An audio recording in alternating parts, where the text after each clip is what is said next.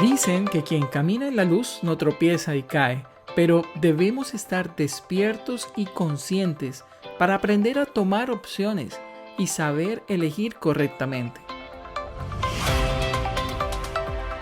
Todo aquel que desee seguir a Cristo debe vivir y obrar conscientemente, y para eso debemos estar despiertos. Soy Leo Barreto y junto con la espiritualidad católica de los hijos de la Madre de Dios, queremos invitarte a que hagas parte de esta escuela taller en la cual aprenderemos el arte y misterio de ser cristianos. Este podcast está dirigido para todos aquellos que quieran ser como María Santísima, ella quien siendo virgen nos enseña a recibir, a vivir y a dar a Jesucristo. Bienvenidos, esto es Nido de Formación.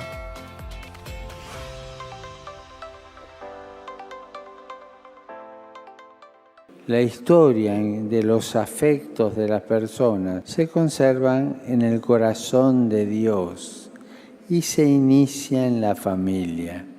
Esa es la historia que cuenta. Y así lo experimentó Jesús, Hijo de Dios que nació en una familia y en ella por 30 años aprendió la condición humana en la sencillez de una dura vida de trabajo en una aldea insignificante.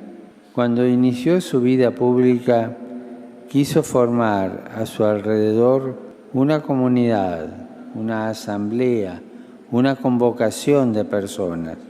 Eso es la Iglesia. No la quiso como una secta para privilegiados, sino como una familia hospitalaria, una casa donde todos, sin exclusión, fueran acogidos y amados. Es indispensable que la Iglesia y la familia caminen juntas como testigos de la comunión de amor, cuya fuente última es Dios mismo. ¿Cómo es de importante no estar desconectados? En nuestra espiritualidad de los hijos de la Madre de Dios, en una de las actas que el Señor nos ha regalado, la 127, dice esta frase bien importante: la soledad no es buena sin Dios.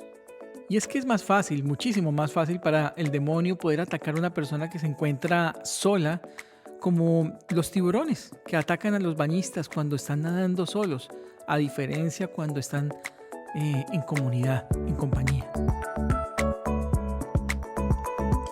Hace muchos años aprendí esa lección de la gran doctora de la Iglesia, Santa Catalina de Siena. No sé si la has escuchado, pero quien nos decía que, o nos enseña mejor, que la vivencia en un ambiente de comunidad es como viajar en un barco.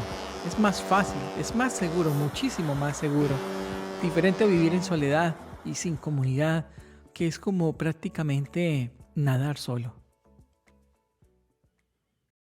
Y es que hay que decir que la soledad, que es algo tan común en nuestros tiempos y que afecta a tantísimas personas, no es únicamente la carencia de una compañía física, sino que es también no estar con un mismo corazón, con un mismo espíritu. Incluso podemos estar rodeados de muchas personas, pero sentirnos solos, solas. Es decir, aunque haya una compañía física, podemos sentirnos solos. En el Evangelio de Lucas nos habla de las primeras comunidades de cristianos, cuya característica en común que tenían era un solo corazón y una sola alma. Y es que la presencia de Dios, que es la vida misma por excelencia en la persona, es la que le da el sentido a su vida. Ponte a pensar en esto: si la persona permite que Dios toque su vida y la transforme, la persona nunca va a sentir que está sola. La verdadera compañía se perfecciona en el Espíritu. El lema que el demonio siempre coloca es: divide y vencerás. Pero Jesús siempre viene a nosotros para enseñarnos esa bella oración, el Padre Nuestro. No habla del Padre mío o el Padre tuyo. Es para recordarnos que somos parte de una familia. Y de allí que cuando una persona se aísla de sus seres queridos, se aísla de su hogar, de un ambiente sano que lo jale hacia Dios, se está aislando de su comunidad y es fácil presa de la tristeza, de la desesperación, de la soledad, del desánimo y por consiguiente del pecado. Así que, ¿cómo es de importante no caer en el aislamiento? Nuestra salvación es en comunidad. Recuerda eso, como lo enseña la carta a los Hebreos en el capítulo 10.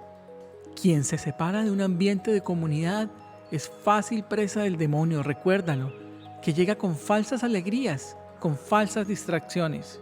Y es allí donde somos como esos niños que al llorar nos calman con cualquier distracción. Terminamos alejándonos de Dios, nutriéndonos de nuestras propias ideas.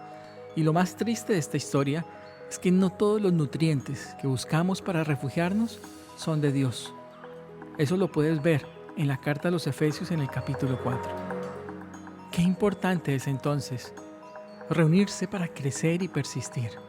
Si te ayudas a crear y a mantener en un ambiente con un grupo de personas que también busquen a Dios, tú puedes garantizar en tu vida 3 cosas importantes para salir adelante y acertar en lo de Dios. La primera de ellas, aprendes a conocer lo que Dios quiere de tu vida y a enseñarlo a los demás. Segundo, aprendes a vivir tu experiencia de vida y de fe con otros. Y por último, practica las enseñanzas recibidas. Es decir, que enseñando, viviendo, practicando, es como conoces el plan, criterio y voluntad de Dios. Y eso sí que es bien importante, porque una persona que conoce a Dios es una persona que va aprendiendo a colocar a Cristo como el centro de su vida y descubre que su vida ya tiene un sentido, un destino, un destinatario. Es decir, descubres que tu vida se Cristo finaliza porque tiene a Cristo en el centro de su vida. Una persona Cristo finalizada, Cristo finaliza, porque nadie da de lo que no tiene. Y a la final, cada persona se convierte como una gota de agua en las manos de Dios para saciar la sed de otros. Y esos otros son muchas veces los que tienes a tu lado o incluso tú mismo. Así que ponte a pensar en esto. Cuando hablamos de la importancia de reunirse en comunidad, es para crecer y persistir. No es únicamente con tu familia o con tu pareja. Es muchísimo más que eso. Entre la parroquia y la familia debe existir un ambiente, un grupo, una comunidad.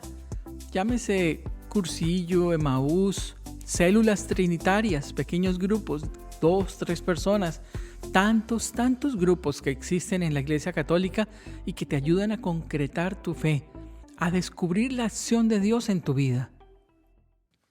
Porque la fe es un acto personal, pero no es un acto aislado. El mismo catecismo de la Iglesia nos lo explica en el numeral 166. Y continúa diciendo, nadie puede creer solo, como nadie puede vivir solo. Hemos recibido la fe de otros y debemos transmitirla a otros, porque cada creyente, dice el catecismo, es como un eslabón en la gran cadena de creyentes. Así de lo que te estoy hablando es de un espacio donde puedas escuchar el testimonio de otras personas que han pasado por innumerables problemas, quizás semejantes o peores al tuyo. A la final, te darás cuenta que tú no eres el único que pasa por esas situaciones. Orarán por ti, te aconsejarán y la palabra de Dios los iluminará en el camino a seguir. Eso edifica, porque los retos del mundo son muy, pero muy duros y los problemas más difíciles siempre llegan sin avisar.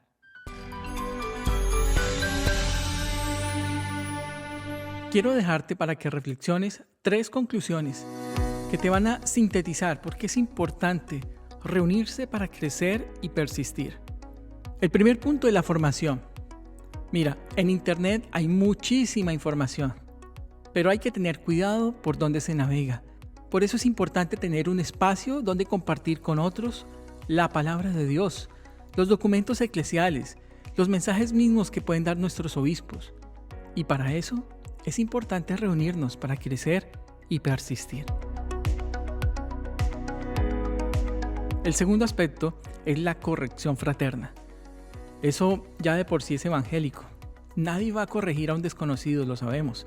Es únicamente en esa familia espiritual que se ama a su hermano, a su hermana, donde podemos ser corregidos. No sé si te has preguntado cómo ser una mejor madre o un mejor padre o una mejor persona si no tienes quien te corrija o no te gusta que te corrijan.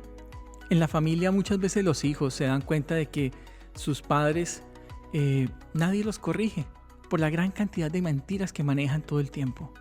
Muchas veces llegamos a casa con una muy mala actitud ¿y quién nos corrige? En cambio, en una predicación o con la lectura misma de la palabra de Dios y a la luz del Espíritu en la oración, en un pequeño grupo, en una pequeña comunidad, puede salir un tema que te va a dar las luces para mejorar tu vida.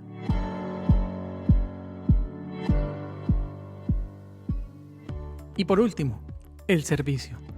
En comunidad, las iniciativas se pueden volver una realidad. Se puede ayudar a otros. La misericordia se puede hacer muchísimo más efectiva en obras concretas con los más necesitados. Incluso en comunidad puedes unirte para ayudar, por ejemplo, a sacar una vocación religiosa o sacerdotal adelante. En cambio, en soledad siempre nos alberga la pereza, el desánimo y quizás vemos nuestro aporte económico o nuestra mano de obra como algo muy insignificante. La formación, la corrección fraterna y el servicio, 3 elementos fundamentales que nos ayudan a crecer en comunidad. Hoy hemos hablado del tercer paso de la persistencia. En podcasts anteriores dijimos que la persistencia es esa capacidad renovada de insistir en la lucha, en el avance y en el esfuerzo. Y el primer paso que recordábamos para cultivar este preciado don de la persistencia era situarnos en estado de oración. El segundo, en otro podcast, hablábamos de la sabiduría, ir de menos a más. Y el tercer paso, que es nuestro tema del día de hoy, reunirse para crecer y persistir. Dios te bendiga. Hasta la próxima.